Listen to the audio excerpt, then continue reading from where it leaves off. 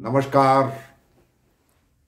मैं सुभाष शर्मा, मुख्य संपादक, हिमालय दर्पण उत्तराखंड, आपके बीच आज 3 दिसंबर को एक बार फिर से हाजिर हूं, समाज से जुड़े हुए एक और नए मुद्दे को लेकर। आज सुबह अखबार पढ़ा, पहले ही पृष्ठ पर एक खबर थी और उसके विस्तार से समाचार थे अंदर के पृष्ठों में। खबर यह थी कि देश की 40 नामी कंपनियों का शहद मिलावटी पाया गया। उत्सुकता थी कि हमारे बाबा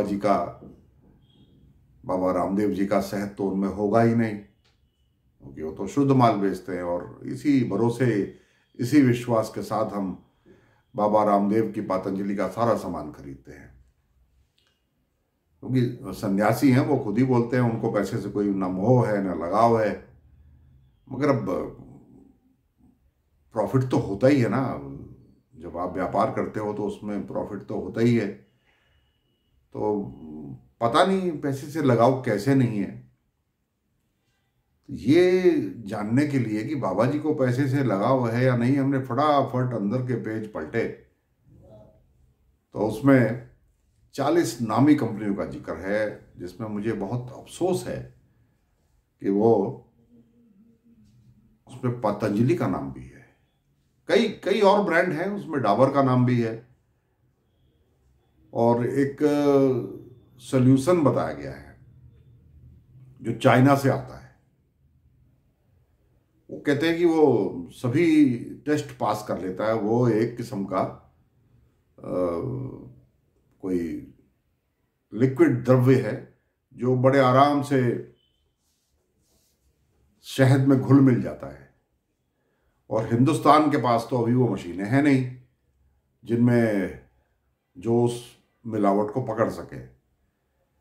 अब वो मिलावट है या चाइना का शहद उसमें मिलाया हुआ है, हमें नहीं मालूम। हम कोई वैज्ञानिक नहीं है, हम तो एक कंज्यूमर हैं। हम भी शहद का इस्तेमाल करते हैं और इन कोरोना के दिनों में तो शहद का इस्तेमाल हमने बहुत ज़्यादा किया। तो ये बात जब सामने आ रही है और कंपनियों के प्रवक्ता कह रहे हैं, उसमें डाबर के प्रवक्ता भी हैं, उसमें पतंजलि के प्रवक्ता भी हैं कि नहीं, ये तो हमको बदनाम करने की साजिश है। तो भाई, इसमें बदनामी की बात कहाँ से आ गई?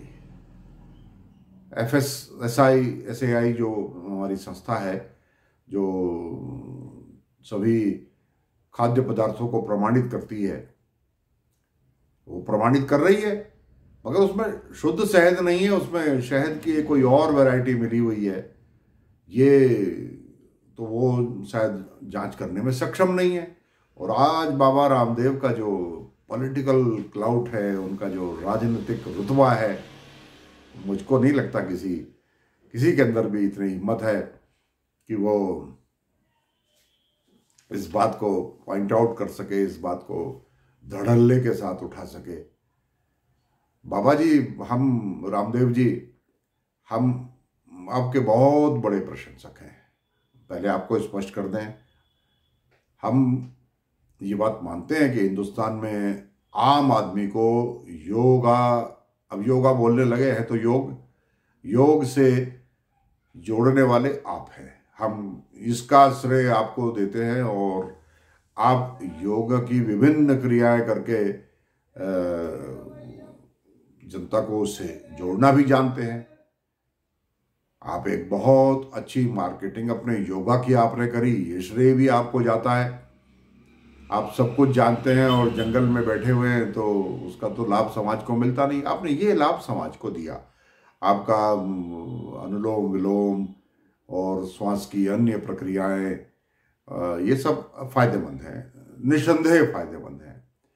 आप उसके बाद दवाई जड़ी बूटियों में आए, वो भी अच्छा है। हम उसकी भी बुराई नहीं करते, वो भी अच्छा है।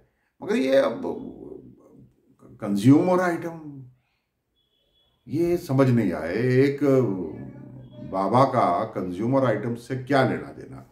और हमको तो ऐसा लगता है कि आप तो शायद इनमें से किसी का भी सेवन नहीं करते। शहद एक ऐसी चीज थी जो प्राकृतिक चीज है, जिसको इंसान तो बना ही नहीं सकता। ये तो सिर्फ शहद की मक्खी ही बना सकती है। हाँ, वो अलग अलग मौसम का शहद अलग अलग होता है, ये तो इतनी जानकारी तो हमें है। सरसों के सीजन में सरसों के फूल का रस लेके जो शहद बनेगा, उसका रंग भी, उसका स्वाद भी, उसका तीखापन भी अलग होगा। यूकलिप्टस के फूल का जो होगा वो अलग होगा, दूसरे जंगली फूलों का होगा, उसका स्वाद, उसका रंग, उसका तीखापन वो अलग होगा, उसमें खुशबू अलग होगी। ये जानकारी हमें है, मगर स्वाद उसका थोड़ा अलग अलग होता है, वो मालूम चल जाता है। अब इतना शहद ये कहाँ बन रहा है, आप किस किस से खरीद रहे हो, इसका भी तो हिसाब होना चाहिए ना। अच्छा, फिर चाइना से कुछ भी आ रहा है, आप कुछ भी इंपोर्ट कर रहे हो, तो भाई उस पर सवाल तो उठेगा। क्योंकि एक तो पूरे देश के अंदर स्वदेशी की बात आपने जगाई, और फिर अगर आप ही चाइना से खाद्य पदार्थ या उसका रॉ मटेरियल खरीद रहे हो, तो यहां आप पर सवाल उठता है। बाबा जी, अच्छा रहता आप अपने आयुर्वेद के ही जो आपका काम था वहीं तक आप सीमित रहते, क्योंकि बाकी जगह के काम आप करोगे तो अब उनमें कहीं थोड़ी बहुत ऊंच नीच निकल गई तो आपके सारे कामों पर उंगली उठेगी। हम आपको योग के मामले में युग पुरुष मानते हैं, हम इस बारे में आपको सलाम करते हैं, मगर कहीं ना कहीं ये फिर बड़ी कंपनियों से होड़, ज़्यादा पैसा कमाने की लालच, अपना लाइफ स्टाइल और बेहतर से बेहतर करना। अब आप कहेंगे मैं तो 4-6 ये भगवा वस्त्र है, इसके अलावा कुछ पहनता नहीं, तो फिर हेलीकॉप्टर में क्यों घूमते हो भाई? चार्टर्ड हेलीकॉप्टर आपका पर्सनल है, वो भी आपको नहीं घूमना चाहिए। और जो आधुनिक मीडिया है उसके सामने इतनी बड़ी बड़ी इवेंट आप करते हो, गद्दों के ऊपर कुश्ती लड़के दिखाते हो, फिर ये भी नहीं करना चाहिए। यानी आप आधुनिकता का तो भरपूर उपभोग कर रहे हो, आप मना ही नहीं कर सकते, आप कर रहे हो। और आपके वो आश्रम जहां मेहमानों को बुलाते हो, जहां प्रेस करते हो, वो तो सारे एयर कंडीशनड है, क्यों है फिर? आप तो साधु हो ना, आप तो अपने योगा के बल से अभी ठंड में गर्मी का एहसास और गर्मी में ठंड का एहसास करा सकते हो। चलिए, वो भी कोई बात नहीं, लेकिन अब आप जीन्स ही बनाने लग गए क्या? ये अब मेरे पास तो वो वीडियो भी जिसमें आप कह रहे थे जीन्स तो इतनी टाइट होती है कि इसके पहनने से तो बीमारियां हो जाती हैं। अब आप वही पतंजलि, आपने कहा माल बिक रहा है, तो जब 54 रुपए में चल रही तो क्यों ना जीन्स, अधो वस्त्र, कॉस्मेटिक्स। आप तो अंदर की सुंदरता की बात करते हो महाराज जी, बाबा जी। ये अंदर की सुंदरता करते करते बाहर चेहरे पर लीपा पोती करने वाली चीजें आप क्यों बनाने लगे? पतंजलि अब शैम्पू बनाने लगा। अरे रीठा से नहाते तो हमने अपनी माँ को, अपने बुजुर्गों को हमने तो कितनी बार देखा है, रीठे से नहाए और उससे सुंदर जो बाल होते थे। अब आप शैम्पू ही बनाने लगे, क्यों भाई? शैम्पू की ये तो बाह्य सौंदर्य है, ये अंदर का सौंदर्य नहीं है। आपने कहा एक बार कि योगा में ऐसे ऐसे ऐसे ऐसे ऐसे उंगलियां करने से बाल काले हो जाते हैं या बाल उगाते हैं, ये बात तो समझ में आई, ये तो हुआ अंदर का ट्रीटमेंट। अब आप बाहर से भी लगाने को कह रहे हो, तो ये बात समझ नहीं आई। लेकिन जो आज मैं असली बात कहने जा रहा हूं, मैं न वैज्ञानिक हूं, न मैंने इस पर कोई रिसर्च करी, न मैं आपकी आलोचना कर रहा। मैं एक तर्क अपने चाहने वालों के बीच, अपने आपके चाहने वाले करोड़ों में होंगे, मेरे चाहने वाले हजारों में होंगे, लेकिन मैं अपनी बात तो कहूंगा। अगर 100 आदमी भी मेरी बात सुन रहे हैं तो मैं अपनी बात कहूंगा।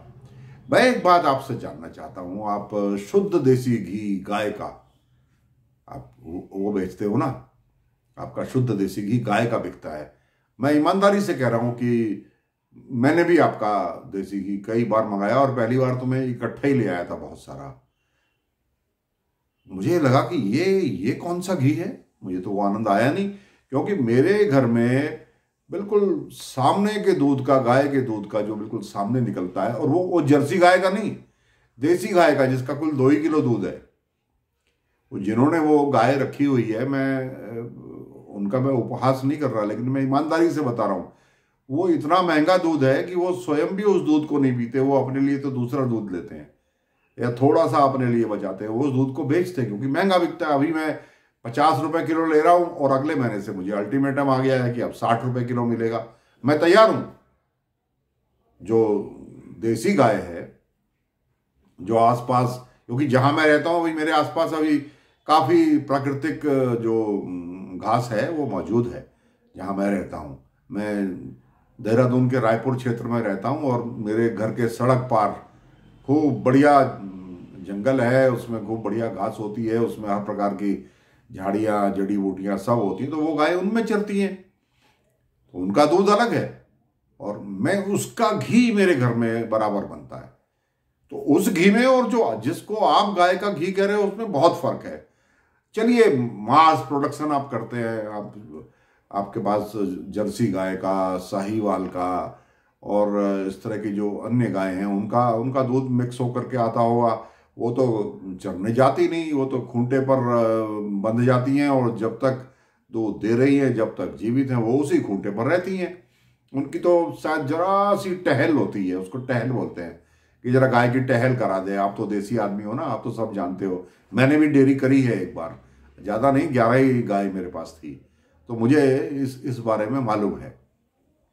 तो उन्हें तो आप खल बिलौना वगैरह, बिनौला बिनौला खल, चने की चूरी, यही सब तो भूसे में मिला के वहाँ दी जाती है, वो उसी का दूध होता है। तो उस दूध में और इस दूध में फर्क होगा, ये भी हमने मान लिया।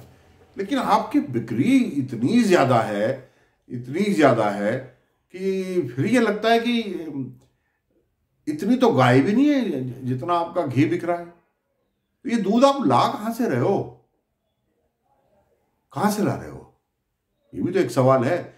अच्छा, बड़ा स्टैंडर्ड है कि भैंस के दूध में 250 ग्राम फैट होना चाहिए, क्योंकि उसी पर बिकता था। मैं भी शहर के जो नामी ग्रामी यहाँ पर मिठाई वाले हैं, जो खास तौर से मेरा दूध लोग, जब मैं मेरी डेयरी थी तो वो छेना निकाल के देखते थे, तो 250 ग्राम मावा मतलब छेने के लिए लेते थे वो, और रसगुल्ला बनाने के लिए, छेने की मिठाई के लिए। छेने की मिठाई गाय के दूध के अलावा किसी और से बनती नहीं, ये आप भी जानते हैं और जो मिठाई का काम करते हैं वो भी जानते हैं।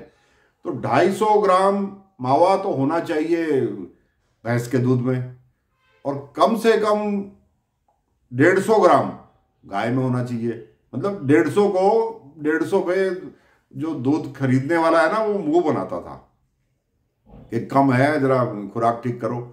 160, 170, 175 ग्राम अगर मावा निकल रहा है 1 किलो दूध में, और मावा लगभग रोज का ही निकालते थे लाला लोग जिनको हम दूध देते थे, और हमको बताते थे कि साहब कल आपका कम निकला, हमको पैसे भी कम मिलते थे। तो ये मावे पर बिकता है, तो बस इतना ही तो आपका घी निकलता है, इससे आया तो निकलता नहीं। तो एक गाय, देसी गाय जो दिन भर में 6 किलो दूध दे रही है, उससे बड़ी मुश्किल से 1 किलो घी निकलेगा। आपका तो लाखों टन घी रोज का बिकता है, गाय का शुद्ध घी। बाबा जी, आपकी तस्वीर छपी है उन घी के पैकेटों पर, है ना, तो आपका भरोसा करके लेते हैं। मगर मैं भी एक ग्राहक की तरह आपसे कंप्लेंट कर रहा हूं, मेहरबानी करके थोड़ा देशवासियों को ये बताइए कि कितना दूध आपके पास आता है, कितनी गाय पूरे देश में है। हमने मान लिया सारी गाय का दूध आप ही खरीद लेते हो, उसका तो पूरा डेटा है ना, तो उससे घी कितना निकलता है और आप बेच कितना रहे हो, तो पता लग जाएगा कि आपके घी में भी मिलावट है। अब मैं यहाँ देखिए, मैंने आज तक विश्वास नहीं किया था। आपके सीईओ थे ना एक रिटायर्ड मिस्टर एस.के. पात्रा, याद है ना, उन्होंने आरोप लगाया था, अब आपके संबंध शायद उनसे अच्छे नहीं है, कुछ मुकदमेबाजी वगैरह भी चल रही है। तो भाई, अब मन करता है कि आपसे सवाल पूछें कि आपके सीईओ जिन्होंने आपको ये कंज्यूमर व्यापार, फूड व्यापार स्थापित करने में अपना बहुत बड़ा योगदान दिया, उन्होंने आपके ऊपर ये आरोप जो लगाए थे कि पतंजलि में सफ़ेद मक्खन, वाइट बटर आता है बहुत सारा, और उस वाइट बटर से घी बना करके बेच दिया जाता है। और उन्होंने तो यहाँ तक कहा कि जो घी आप गाय के दूध के घी के नाम पर बेच रहे हो, पैक करके बेच रहे हो, वो घी ही नहीं है, उन्होंने ये कहा। उन्होंने ये भी कहा कि चाइना से इंपोर्ट होता है जो शहद, वो शहद आपके जो शहद की पैकिंग है उसमें जाता है।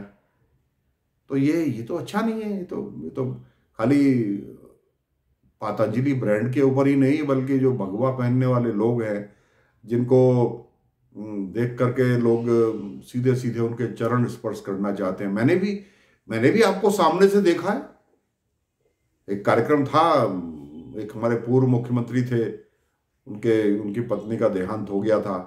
उस कार्यक्रम में मैं उसको सौभाग्य तो नहीं बोलूँगा, लेकिन मुझे अवसर मिला था मंच संचालन का। उसमें आप आए थे देहरादून में। भव्य दर्शन है आपके, इसमें कोई शक नहीं। गजब का शरीर आपने बनाया हुआ है। और कार्यक्रम तो वो 13वीं का था, कोई बड़ा ऐसा कोई शुभ अवसर तो नहीं था, मगर आपके अंदर इतना आकर्षण था कि वहाँ जितने मीडिया वाले थे सब ने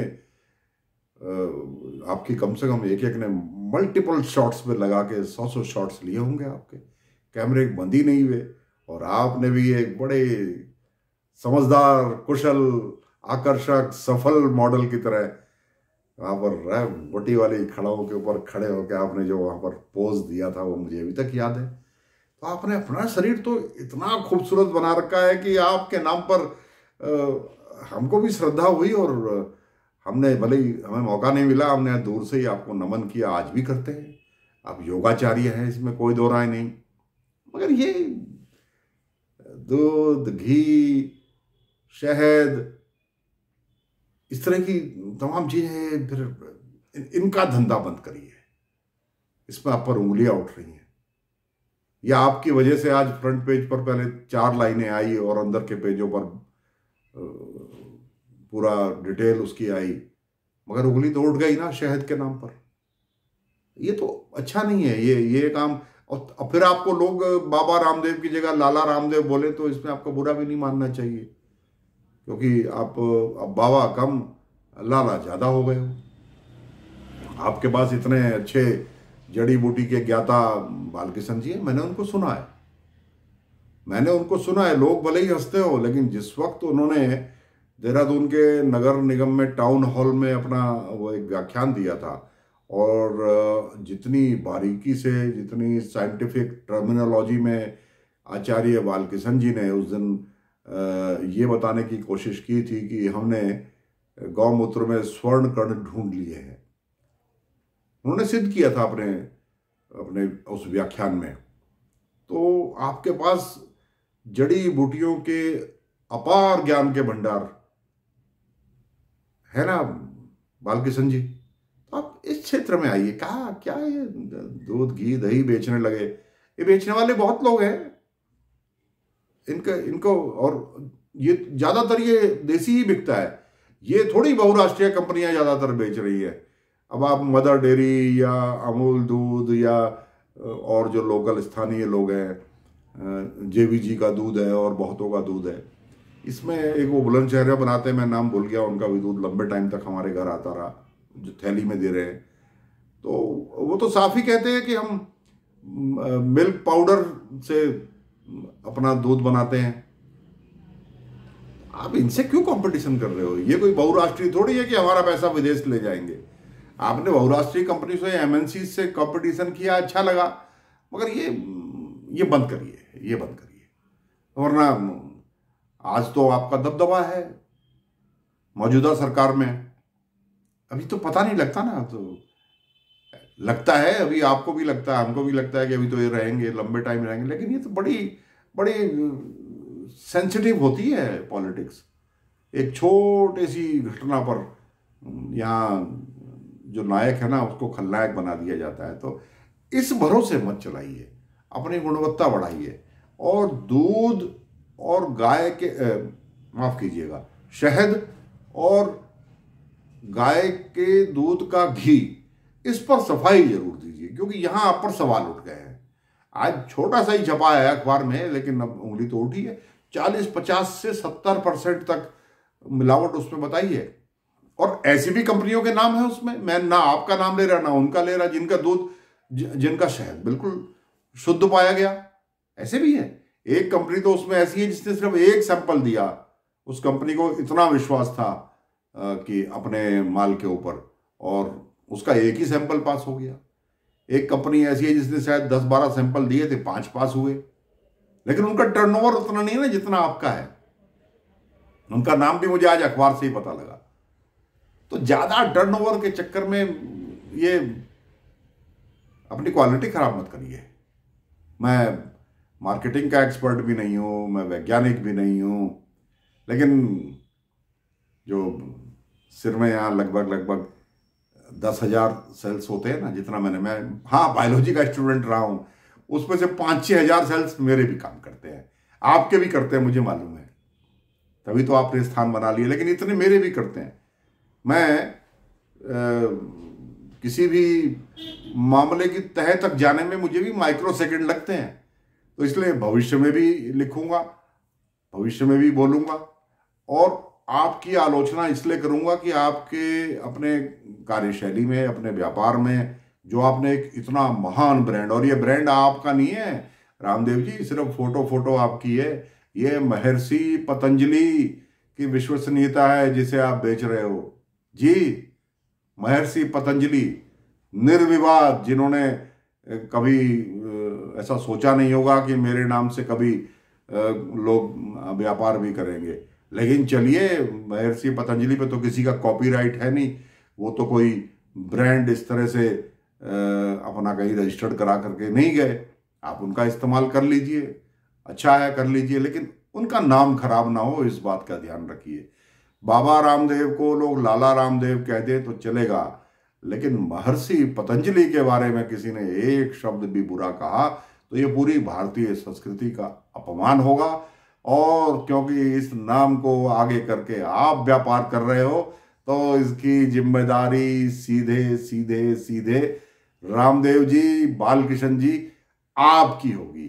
तो जनता के बीच जागरूकता का जो मेरा अभियान है, मैंने आज इसी विषय में आपको बताया। मैं चाहता हूं कि आप लोग अपने विचार दें, और जो तर्क मैंने दिए घी और गायों की संख्या के बीच में, कितना दूध उपलब्ध है, कितनी गाय हैं, और कितना घी बन सकता है, और कितना बाजार में बिक रहा है, इस पर आप भी थोड़ा सा मनन करें। ये तो सिंपल अर्थमेटिक है। तो कृपया करके इस मुहिम में हमारे साथ जुड़े। अगले अंक में किसी और विषय पर आपसे चर्चा करेंगे। तब तक के लिए आप सबका बहुत बहुत आभार और आपको नमस्कार।